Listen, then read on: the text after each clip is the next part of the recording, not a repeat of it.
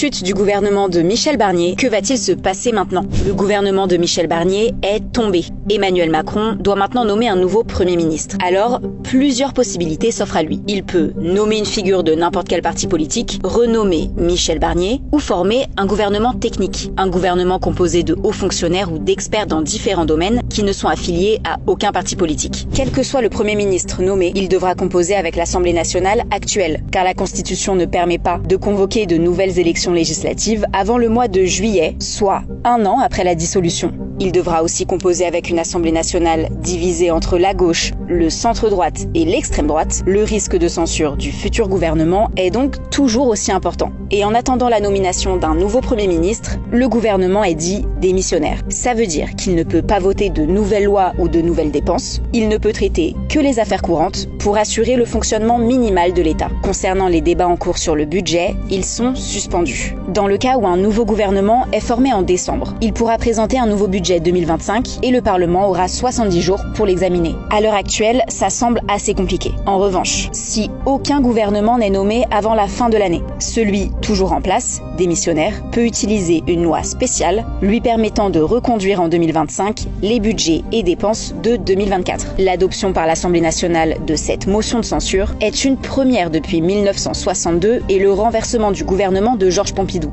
Le gouvernement Barnier est devenu le plus court de l'histoire de la Ve République, 2 mois et 29 jours. C'est officiel, le gouvernement de Michel Barnier a été renversé et poussé à la démission par une motion de censure qui a été adoptée à l'Assemblée nationale, seulement 3 mois après son entrée en fonction.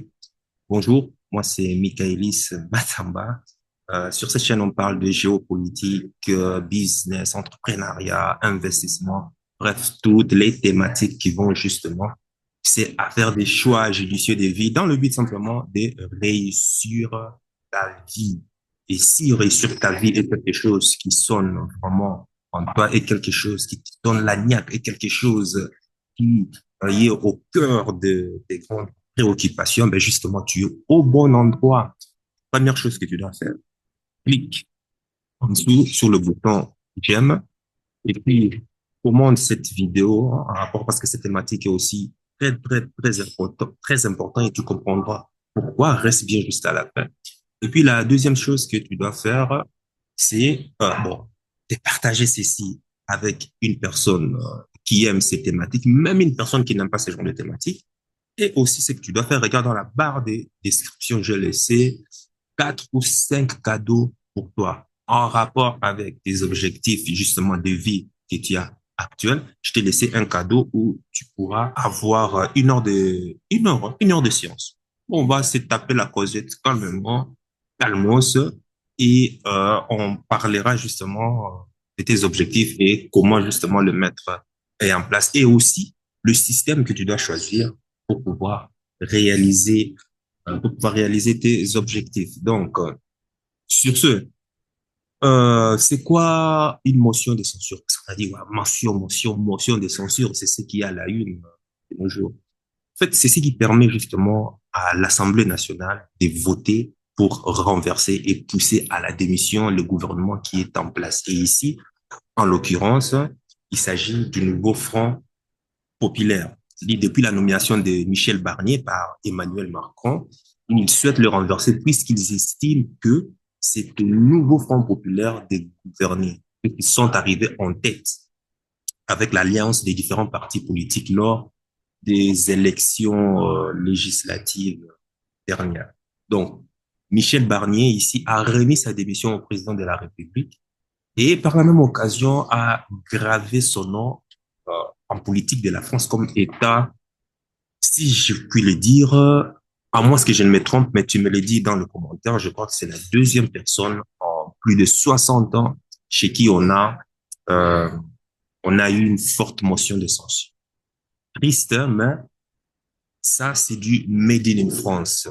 C'est comme ça, voilà. C'est l'un des rares pays où, quand tu gagnes nos élections, mais comme tu ne fais pas partie des mondialistes, comme tu ne fais pas partie d'un certain cartel, ben on va essayer de faire tout pour t'écarter afin justement que tu ne puisses pas venir perturber un plan, que tu ne puisses pas venir perturber un agenda qu'ils ont déjà mis en place. Mais va comprendre pourquoi. Bon, je sais que beaucoup d'entre vous ici, même toi qui me regardes ici, beaucoup d'entre vous s'attendent à ce qu'Emmanuel Macron remette sa démission. Pour ainsi dire, beaucoup d'entre vous attendent un nouveau sauveur qui va les libérer de la souffrance, qui va les libérer de la pression fiscale, la pression du pouvoir d'achat qui est de plus en plus très, très, très, très faible. Ce qui est bizarre avec les humains, c'est que il y a quelques années, c'était toi, là, qui me regarde, tu étais en train d'acclamer Emmanuel Macron. Leur candidat s'est fait lancer dans cette campagne sans appareil, sans structure politique et sans militants. C'est une nouvelle ère politique qui s'ouvre. Une nouvelle ère politique, hein, nous dit-on, au Carrousel du Louvre. Eh bien, on va tout de suite aller voir un peu quelle est l'ambiance. On la voit sur les images. On va la sentir peut-être un peu mieux avec vous, Karina Chabour. Ils sont heureux. Il n'y avait pas beaucoup de suspense, il faut le dire, hein. On faisait déjà la fête depuis un moment au Carrousel. Oui, absolument. Mais c'est une explosion de joie à laquelle nous avons assisté il y a quelques secondes avec des militants qui ne sont pas encore tous arrivés, hein, juste de... Hop, hop, hop, hop, hop. Regarde comment cette maman danse comme si Macron allait changer sa vie. Et je t'assure que cette maman-là que tu vois est en train d'insulter le gouvernement Macron actuellement. Et je te parie que sa situation n'a point changé depuis 2017 à aujourd'hui. Hey, yeah, yeah, Laïla. Laïla, c'est quoi ça? Mais regarde-moi un homme comme ça, qui est en train de danser, qui n'a rien d'autre à faire dans sa vie, que pour aller là, en train de danser. Mais des mecs comme ça qui dansent. Oh, Laïla, comme disait l'autre. Quelle honte. Quelle honte. Pourtant, dans son pays, le candidat pour qui il est en train de danser va dans son pays, c'est-à-dire il finance le terrorisme pour créer justement l'exode rural. Une fois les terres abandonnées, ce sont les entreprises de CAC 40 qui s'installent, pillent nos richesses, hein, les richesses sous-sol du pays. Et pendant ce temps, ils font venir des bases militaires qui vont siéger pas très loin, où c'est fait en général le pillage des matières, des ressources. Et sur le média des grands chemins, on va te vendre cela maintenant comme quoi que la France est venue pour une mission civilisatrice, sauver les pauvres villageois du terrorisme.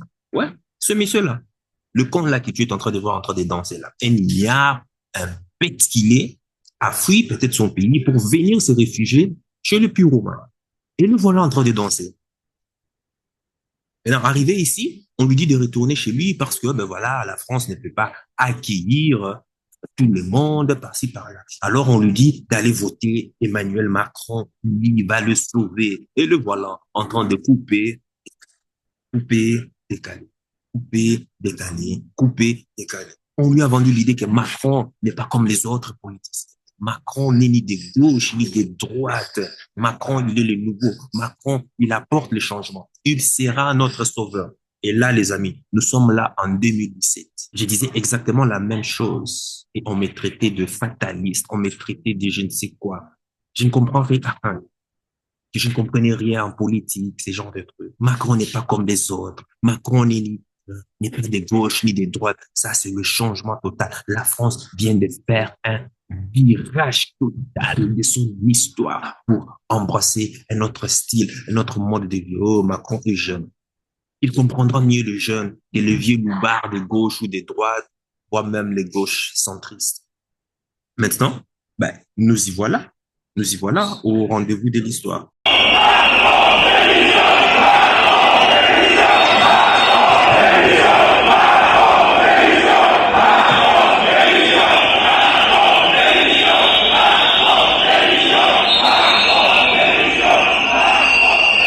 Et à ce que je sais, c'est le président, à ce que je sais, c'est le président le plus détesté de l'histoire de France.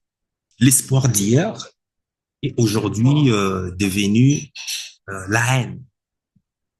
La haine de tout un peuple, la honte de tout un peuple, la honte de toute une génération. Le sauveur d'hier est aujourd'hui devenu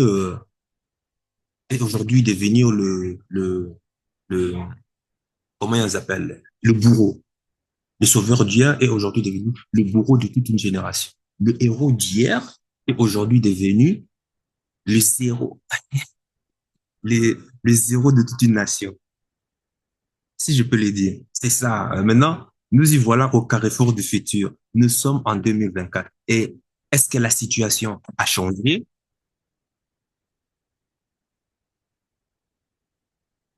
Ben, écoute, fais une pause, hein, et dis-le-moi, et dis-le-moi dans le commentaire. À l'époque, François Hollande fut le président le plus détesté de France. Mais aujourd'hui, Emmanuel Macron devient encore le plus répugnant de l'histoire de France, d'après les sondages. Les faits sont là. Le fait est que tous les gens maintenant sont dans la merde. Et tous, comme tu ne veux pas retenir les leçons du passé, eh ben, tout le monde maintenant est en train d'attendre qu'un sauveur, qu'un sauveur qu'un sauveur vienne à leur rescousse. Où est-il? Où est-elle, si je peux le dire? Sera-t-il du Front National? Sera-t-il du centre? Sera-t-il de gauche? Sera-t-il de droite? Ou bien viendra-t-il du ciel? Viendra-t-il peut-être de l'enfer? Je sais pas. Qui pour sauver la France en pleine crise politique, économique, énergétique? Une personne pour améliorer la vie des citoyennes et citoyens. Mais tiens-toi bien, écoute, je te dirai, moi, qui va te sauver. Oui, tu m'as bien compris, moi, je te dirai qui va te sauver. Et je te l'ai dit encore, comme je le disais en 2017. Et que personne ne voulait faire confiance à mes paroles. Comme je l'ai dit toujours, depuis longtemps, et je maintiens toujours cet argument, la personne qui va te sauver, et personne ne viendra te sauver. Personne ne viendra te sauver. Mais alors, oh, je sais que tout le monde est en train de oui, mais quoi? Alors, hein, je sais que beaucoup se demandent que il doit quand même y avoir une personne qui ait les compétences. Non, ce n'est pas vrai. Oui, dans notre église, on m'a dit de croire. Ouais, dans ma mosquée, on m'a dit de croire. Ou bien Allah va envoyer je sais qui. Et mon vœu va se réaliser parce que je te le dis. Écoute-moi très bien. Personne ne viendra te sauver, mais il n'y a que toi qui peux te sauver. Il n'y a que toi qui peux faire quelque chose pour ta propre personne.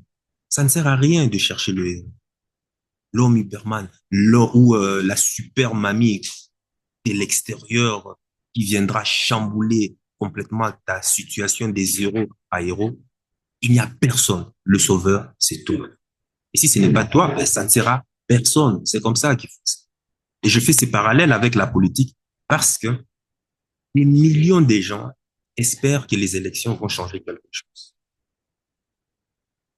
C'est quand ce n'est pas un tel, ça doit être un autre. Ou bien quand ce n'est pas machin, ça doit forcément venir d'une autre personne. Et ici, je ne fais pas de distinction entre la droite, la gauche ou le centre, ou je ne sais même pas quoi, les extrémistes. Tout ça, pour moi, c'est de la même poubelle. Du moment que tu es dans un état d'esprit d'attendre un sauveur, quelqu'un qui viendra te sauver, ben, tu es en train de t'enchaîner sur un poteau. Tu es en train de te condamner, toi.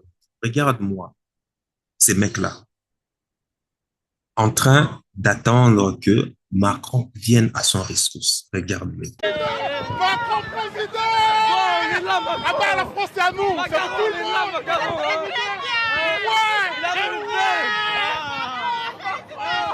On est content que Macron est président, voilà.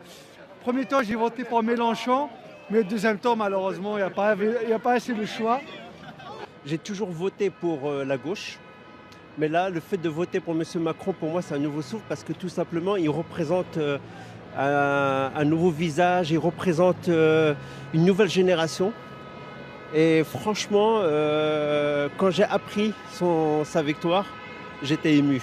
Ce jour-là marqua bien la décadence de la France. Oui, le jour où Macron a été élu, ça a été la décadence de la France, hein, dans laquelle la France se retrouve aujourd'hui. Généralement, je ne parle jamais d'actualité, mais c'est que tu dois comprendre, hein, j'utilise l'actualité comme tremplin pour aborder des sujets intemporels, universels, qui en réalité sont la vraie valeur, les vraies choses qu'on a envie d'apprendre. Mon véritable challenge, c'est vraiment que tu sois vraiment en mesure de me réécouter dans 10 ans, 15 ans. 20 ans, et que tu dises dans le futur, waouh, ces mecs disent des choses qui ont du sens, même actuellement, c'est-à-dire dans 20 ans, 30 ans, 40 ans. Donc, je fais justement le parallèle avec le système français et que le système français, ça infantilise le citoyen. Les gens sont toujours dans, oui, c'est l'État qui doit regarder ça, c'est l'État qui doit nous protéger, État, État, État, État, État. Ton avenir, c'est l'État. Ta santé, c'est l'État. Même quand il faut faire l'amour, c'est l'État. Tes enfants, c'est l'État. Leur avenir, c'est l'État. Ton travail, c'est l'État. La façon dont tu dois dormir, c'est l'État. Le nombre d'heures dont tu dois dormir, bref, tout est État. Même ta façon de manger, tu es consort. Tout est déterminé par et remis sur la coupelle de l'État. Et ça, justement, c'est un problème. Combien de fois tu dois aller à vacances? Moi, je te pose la question. Combien de fois? C'est l'État qui détermine. Ta santé, c'est l'État. L'État va même influencer les gens, les femmes que tu dois épouser. Et même quand tu dois divorcer, oui, c'est l'État qui décide, puisque c'est lui qui est justement le catalyseur du féminisme. Masculinisons les femmes et féminisons les hommes pour qu'ils soient déroutés. Un homme dérouté ne s'inquiète pas de comment est-ce que l'État gère son pays. Un homme désorienté n'est pas trop regardant de comment est-ce que l'État gère son argent. Il n'a qu'un seul but, c'est de pouvoir résoudre d'abord l'harmonie énergétique avec son penchant féminin. Pour te donner une ordre d'idée, en Afrique d'où je viens, par exemple, il n'y a pas de système social, ni de pension, ni de APE, APL comme à l'occidental. Donc, depuis tout petit, tu sais que ton avenir ne dépend que de toi.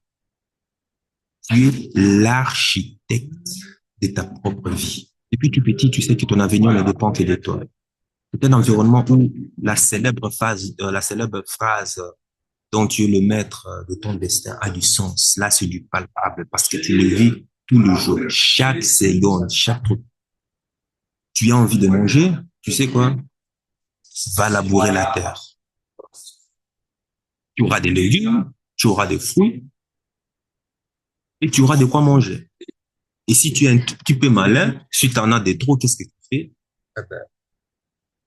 Tu prends le produit de ta récolte, ben, tu vas vendre.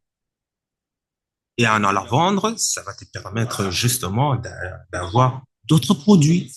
Ou bien, si tu as un surplus de ta récolte, ben, c'est que tu vas faire, tu vas pouvoir l'échanger pour pouvoir avoir un autre surplus de ta récolte. C'est comme ça se passe. Si tu ne vas pas traire les vaches, ben, tu n'auras pas ton lait pour ton petit déjeuner. La sécurité sociale chez nous, c'est quoi? La famille. Tous ces règles en famille.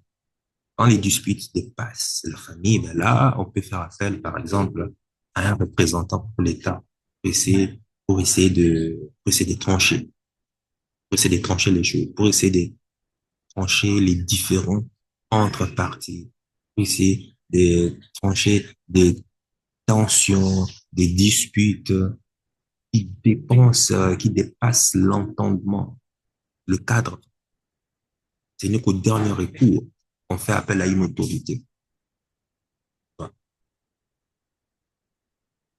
Donc, le jour où je suis arrivé, par exemple, en Europe, une des choses qui m'a marqué, c'est de voir comment est-ce que certains Africains se complaisent avec les allocs, les APL, sociales et d'autres en ont fait même un droit qui leur est dû. Les gens qui ont des parts sont nés dans un environnement de liberté, lorsqu'ils ont été en contact avec l'environnement de sécurité, eh ben, leur ADN de combativité est mort. En France, en Belgique, par exemple, les gens ne se posent pas trop de questions sur leur retraite parce que c'est l'État qui gère ça. Bosse comme un esclave, tu cotises pendant 45 ans et à la fin, l'État, bah, te donne les chiffres, tu as peut-être droit à quoi? 1 000 euros, 1 500, 2 000, et en fonction de ton salaire, mais ce n'est pas toi qui es vraiment maître de ton destin ici. C'est l'État qui décide au bout de 45, 50 ans de cotisation, combien est-ce que tu toucheras à la fin. Oui, c'est un sujet que tu te poses tout le temps. la question, tout le temps la question, comment est-ce que je veux faire à ma retraite? Parce que tu dois te démerder pour créer un système qui va te permettre justement de profiter de tes vieux jours de retraite. C'est pour cela que la grande majorité des Africains sont des entrepreneurs. Et tu vois cet engouement dans les provinces, dans les villages. Et celles et ceux qui vivent dans les capitales veulent trop imiter le modèle occidental. Mais le problème, c'est que ils imitent cela en mal. Donc, ils pensent que parce qu'ils travaillent dans un bureau, que c'est la réussite de la vie. Ils pensent que parce qu'ils vont se nourrir chez Carrefour ou McDo, ils sont plus supérieurs que les autres ou bien sont devenus l'égal des Occidentaux. Ils pensent que parce qu'ils roulent dans une 4, qu'ils sont devenus des dieux, alors qu'il n'y a pas plus pauvre que eux. En France, tout est géré par l'État. L'école gratuite, l'université, la santé est gratuite. On te dit même quel médicament tu dois prendre, même quel vaccin tu dois prendre. On te dit même quel générique ou marque que tu dois avaler. En fait, tout est tellement fait pour infantiliser, pour t'infantiliser, de telle sorte que tu ne réfléchisses pas par toi-même et tu ne t'éduques pas. Et moi qui te parle, j'ai été touché, hein, le social lorsque je me souviens, le social, lorsque j'avais fait 3, 4 ou 5 faillites, mais face à l'ambition bouillonnante en moi, ben, je ne pouvais pas supporter la limite dans laquelle on m'est cantonné. Je me souviendrai encore de cette dame, hein, Pôle emploi, Forum, hein, qui me disait de me contenter du travail. Et en tant qu'employé, je me souviens, parce que, tu sais, l'entrepreneuriat était trop risqué, hein, il me disait que c'est trop risqué et que beaucoup de gens échouent. Et elle me dit, écoutez, monsieur, vous venez d'écoper une faillite et vous revoilà encore parti pour une autre aventure. Pourquoi ne pas se contenter d'un travail qui vous donne juste la sécurité, comme ça vous serez paix. Quand moi j'entendais ça, c'était le mot que j'ai détesté par-dessus tout. Par-dessus tout, j'ai détesté ces mots. Et je lui ai répondu, merci madame du conseil, mais moi j'ai un rêve à réaliser, j'ai des objectifs à atteindre. Même si je dois trouver notre travail salarié, ça sera seulement pour l'élever, c'est-à-dire le salaire ou le revenu me permet simplement de pouvoir me constituer une épargne afin justement d'aller investir dans un business. Le salaire est un moyen pour moi de lever, enfin, c'est un levier qui me permet de constituer une épargne. Et c'est comme ça que je conçois le salaire. Hein? Vous savez que, ben, ça c'est la dame hein, qui me dit, hein, vous savez que ben, vous ferez toujours faillite, monsieur. Et vous reviendrez encore ici, demander de l'aide, demander qu'on vous soutienne, demander tous ces différents plans, tous ces différents paliers que l'État met justement à la disposition des gens. Voilà. Soit vous êtes avec nous, ou soit vous vous merdez tout seul. Hein. Et je lui ai dit, c'est possible, madame, c'est possible. Même si je fais faillite, je reprendrai encore le voyage de l'entrepreneuriat. C'est comme ça. Ah ben, ma réponse, l'énervait tellement, et parce que je voyais la dame, elle était tellement assise dans son coin, ça l'énervait. Elle a coupé court en me souhaitant simplement bonne chance. Chose que je lui ai rendue avec un sourire perplexe. Et c'est à partir de là que je commençais à m'éduquer sur la bourse, l'immobilier, le business en ligne et tout. Avant, j'avais même un magasin de vêtements, les amis. J'ai fait faillite. Agence événementielle, le Covid m'a expédié au caniveau. Faillite aussi. Coaching à gestion des finances pour les couples. Je me suis pris une régularisation qui m'a mis à terre, qui m'a sodomisé jusqu'à aujourd'hui. E-commerce, je me suis pris une carotte pendant les nouvelles règles parce que mon produit à l'époque était en rapport avec justement la pandémie. Et alors, toutes les publicités en rapport avec les produits pour se protéger du Covid ont été bannies. Et du jour au lendemain, ben, écoute, tu passes de 150K de publicités enfin, des chiffres d'affaires, je veux dire, hein, des chiffres d'affaires à 7000, à 7K par semaine. Et puis un jour, Shopify décide de supprimer mon produit. Voilà. À cause d'une loi qui rentre en vigueur en rapport avec le produit, comme quoi il était interdit, il était complètement interdit de faire euh, la promotion des produits en rapport avec voilà, cette maladie dont on ne sait pas les noms. Je ne te parle pas de tous les projets qui ont échoué. Pourtant, je suis encore là à te parler et à te motiver pour te lancer. Les amis, si je te parle seulement d'une petite tranche, je suis une petite tranche, mais pourtant je suis encore là en train de te parler, en train de te motiver. Je ne te parle pas de tous les projets qui ont échoué avant même de pouvoir commencer à mettre les actions en place. Tu vois? Mais les gens normaux pensent que je suis fou de continuer à espérer que quelque chose va changer après tous les coups que je me suis pris, après euh, toute la chute, hein, toutes les chutes que qui me sont, qui m'ont frappé en pleine face. Beaucoup sont encore surpris de me voir encore là, de me remettre encore debout. Voilà. Mais les amis, donc dans notre logiciel, il y a une loi. Et d'ailleurs, c'est une loi universelle qui dit que ton succès sera toujours proportionnel à tes échecs. Plus grands sont tes échecs, plus grands seront tes succès et vice-versa. Ça, c'est une loi. C'est-à-dire que tu montes au ciel, que tu ailles dans quelle planète et autre ou dans la galaxie, la loi, c'est la loi et elle est constante. Tout s'accorde à la constance du temps. La nature semblable à toute chose est la même en tout lieu. Tout est une question de temps. Et malheur à celui ou à celle qui n'a jamais connu d'échec parce que tôt ou tard, tu dois passer par tes examens. Tôt ou tard, tu dois faire tes preuves. L'autre réflexion que je me suis faite est que quand l'État n'est pas là, que fait les citoyens lambda pour vivre? Eh ben, j'en ai vu des gens comme ça. Et pourtant, ils ne sont pas aussi dans l'entrepreneuriat. Non, de façon générale, quand l'État-providence n'est pas là pour te sécuriser, ben, les citoyens lambda deviennent responsables. Dans les pays libéraux, par exemple, les citoyens sont responsables.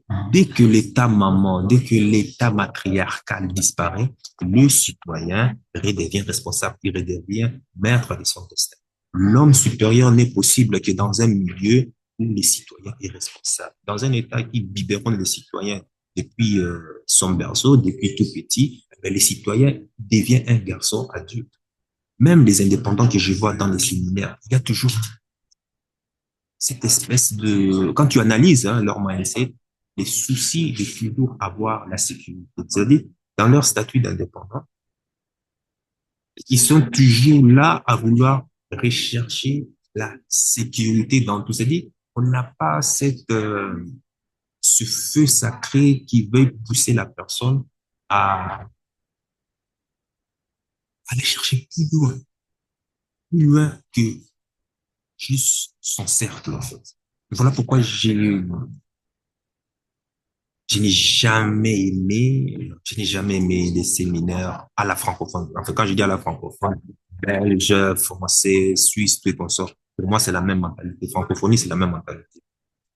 Beaucoup d'indépendants qui gagnent bien leur vie, c'est-à-dire sont très limités. Oui, tu gagnes bien ta vie, mais tu aurais dû avoir 10 fois plus, 100 fois plus que ça par rapport au potentiel que tu as. Mais à cause d'avoir un champ limité de possibilités, ben voilà, ils sont toujours cantonnés. Pourquoi? Parce que, quelque part, parce qu'ils sont nés dans un environnement où la sécurité est roi, où la sécurité est Dieu, ben, c'est-à-dire tous les pas qu'ils font, qui vont leur mener, même dans l'entrepreneuriat, même dans le business, tout est question de par rapport à avoir sa sécurité.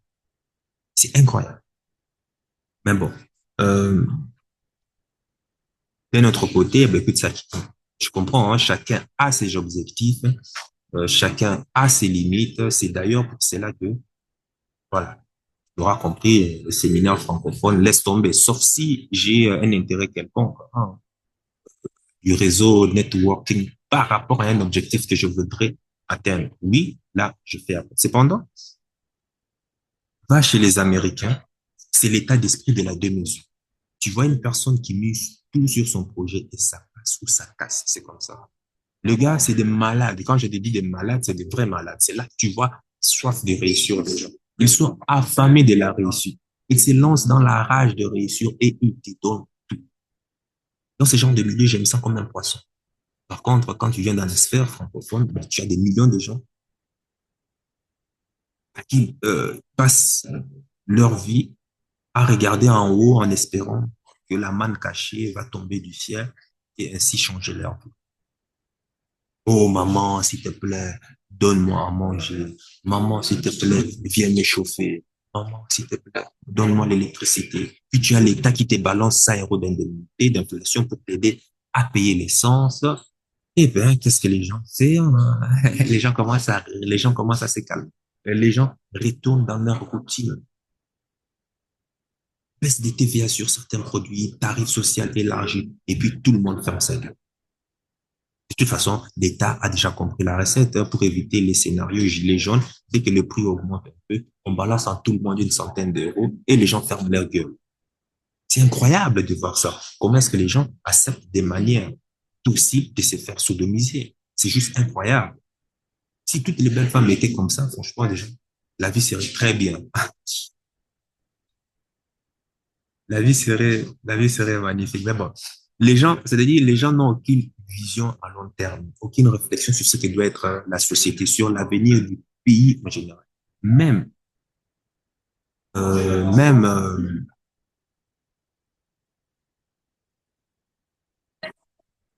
maintenant, par exemple, ils règlent le problème à coût de 100 euros. Le prix augmente, tiens, envoie là 100 euros et puis ferme ta gueule. Et les gens se taisent. Et tu as des gens qui regardent les médias en applaudissant, en allant dans les bistrots, bars, pour fêter la bonne nouvelle. Tu as des hommes qui vont même annoncer à leur femme, c'est quoi, chérie, j'ai une augmentation des salaires. J'ai une augmentation des salaires, on va aller faire du shopping.